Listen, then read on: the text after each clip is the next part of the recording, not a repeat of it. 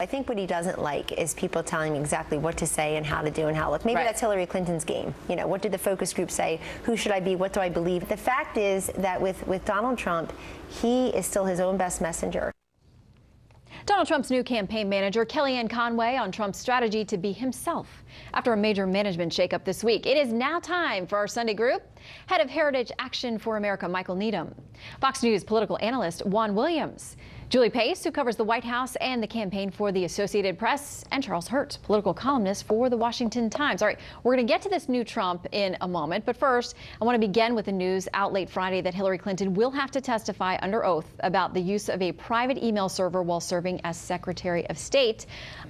Michael, her campaign, by the way, we have a statement from Brian Fallon I should put up from her campaign, kind of taking this as a sort of victory. They said Judicial Watch is a right-wing organization that has been attacking the Clintons since the 90s. This is just another lawsuit intended to try to hurt Hillary Clinton's campaign.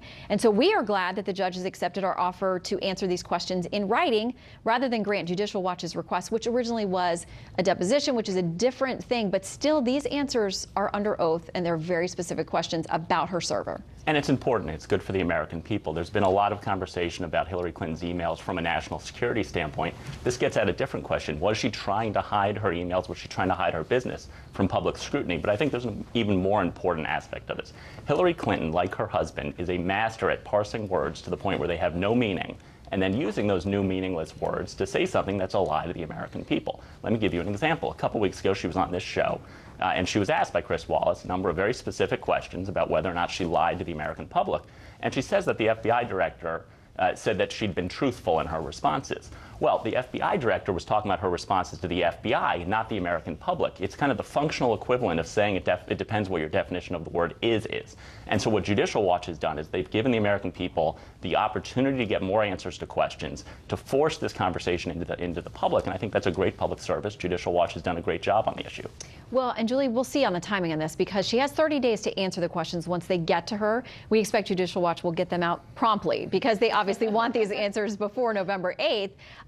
But listen, her team in the State Department in many of these private cases involving Citizens United, Judicial Watch, they filed for lengthy delays. You know, there's one that's pending regarding emails into October of 2018. Do they try to push this past the election? Will they be successful? I think they would be smart to not try to push it past the election because it would just look so blatant at this point. They have made this big deal about wanting to answer questions and wanting the public to see those answers. So this is a perfect opportunity.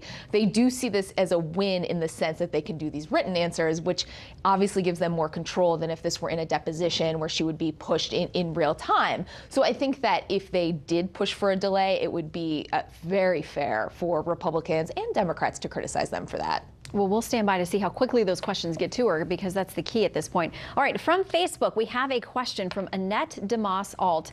I would like to know if the standard for justice is the same for average Americans as it is for Hillary. Charles? Fair question. You know, just last week we saw where a Navy SEAL that was involved in the Osama bin Laden raid and wrote a book about it, No Easy Day, was forced to to hand over all of the proceeds, some $6 million from the book, and has to pay, I think, $100,000 in the next couple of weeks, basically for violating the non-disclosure agreements, which is a serious issue. But, you know, my goodness, I mean, you have the Secretary of State showing such cavalier disregard for national security, our secrets, and nothing happens to her. And then you have a guy that was actually, in there risking his life, doing the same sort of thing, and man, they drop a ton of bricks on him, and it looks incredibly unfair. Juan, are you ready for the story to go away? Well, I don't think it goes away. In fact, it's the way it goes away, Shannon. If it goes away because people perceive that there is, as the Facebook writer suggested, an unequal dispensation of justice in America, and that the rich and famous and politically connected have one standard while the rest of us have another, then I think it damages everybody, not only Hillary Clinton, but it plays into the idea that you hear from so many Trump supporters, oh, the system's rigged, the election's rigged. I just think you got to move away from that at some point to get back to the legitimacy of the American political structure. So in response to what Charlie was saying, I just want to add that the FBI said quite explicitly when it released information on its background interviews of Mrs. Clinton and others to the United States Congress that they did not make a mistake. They reiterated that they made the right decision in deciding not to prosecute. There is no legitimate basis for prosecuting Hillary Clinton. As to whether or not there's mischief to be made with what she said about this, or could it be interpreted differently, I think we're going to see a lot of that, because guess what? Republicans are under pressure given the poll numbers that you have cited this morning that show her beating Donald Trump convincingly. Well, and but we have to mention too, Comey was, I mean, he didn't treat her with kid gloves. He said she made a lot of mistakes, that she was extremely careless, and he also said it's possible that foreign hostile actors were able to access her communications, but this is somebody who wants to be the commander-in-chief and handle the most sensitive information. That's a legitimate argument to be made, but the thing is that when Comey was asked, again in response to the Facebook question, is there a different standard of justice? Not only was this exhaustively reviewed by the FBI, remember, if you're talking to Clinton campaign people, they'll tell you there have been hours of testimony by Mrs. Clinton in public before the Congress, and we still have no evidence that she violated the law. And not under oath. But it does go to Just watch point. Yeah, exactly. But it does go to the issue of her judgment and whether she is fit to be, to be the top commander. Well, when it comes to fair. these issues. I think she comes across, to my mind, as entitled, privileged, deciding she can set the rules, right? Well, she doesn't just come across. She is, in fact, entitled and privileged. And Comey also. Let's talk about the other side of this ticket, which is Donald Trump and the shakeup this week. As it was trickling at the beginning of the week with the word of Steve Bannon and Kellyanne Conway being elevated to new positions or added, it was, we were told it was an addition and there was no shakeup. And believe me, my Twitter blew up when I used the word shakeup. But then by the end of the week, Paul Manafort was gone. So, Michael, what do you make of the changes in the Trump campaign?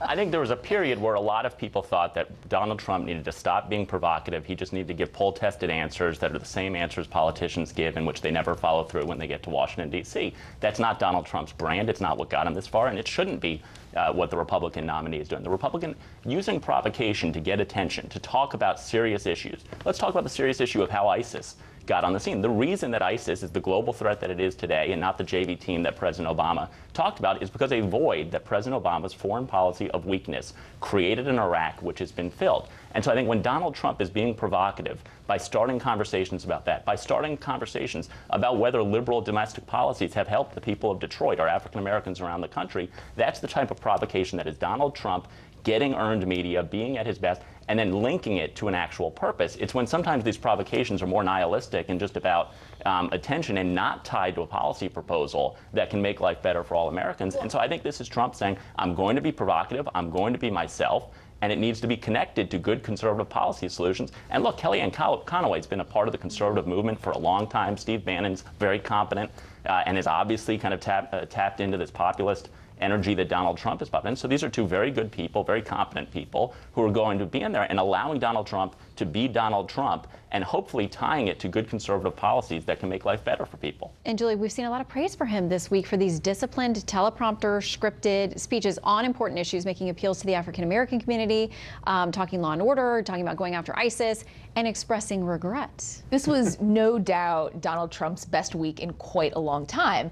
The problem for Trump is that he doesn't get the benefit of the doubt anymore when we see him have a one-off good speech or a strong week, because we've seen that before. If you remember when Paul Manafort was hired earlier this year, Donald Trump actually was performing quite well in the aftermath of that hire, and then we saw him fall off again. It's consistency that's the problem. It's, can Donald Trump get up there day after day, week after week, and to Michael's point, both be himself, but also focus on his core message, focus on policy, because he actually does have a message that should be resonating with this electorate. When he talks about being an outsider, when he talks about being the only candidate in this race who can actually bring change to Washington, that will resonate with people, but it gets lost under so many other things. And I'm just not sure that he can maintain this for 2.5 more months. I just think the pivot reminds me of Lucy in the football with Charlie Brown. You know, she keeps holding, and then every time Charlie trusts that she is really going to hold the foot. No, I mean, who's he going to apologize? Ted Cruz? Ted Cruz's dad? Ted Cruz's wife? And in this analogy, Lucy is the media,